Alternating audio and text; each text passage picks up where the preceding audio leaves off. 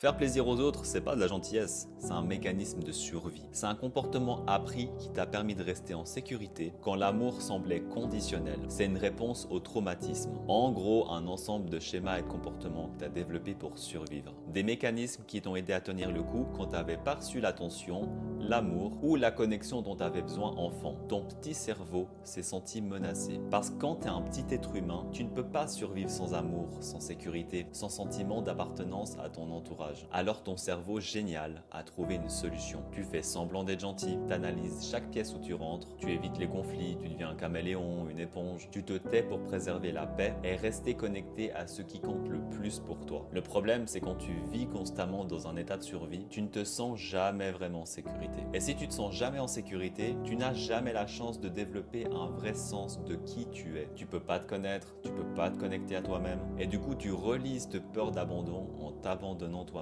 Tu deviens un écho des besoins, des désirs, des opinions des autres. Mais voilà, la vérité, survivre, ce n'est pas vivre. Et ce n'est certainement pas épanouissant. À un moment donné, tu dois choisir. Est-ce que tu vas continuer à t'abandonner juste pour éviter les vagues? Ou est-ce que tu es prêt à créer une vie dans laquelle tu te sens en sécurité de l'intérieur? Une vie où toi tu décides qui tu es et de ce qui compte vraiment pour toi. Parce que le vrai sentiment d'appartenance, il arrive enfin quand tu t'arrêtes de te transformer pour plaire. Et que t'oses apparaître tel que t'es vraiment.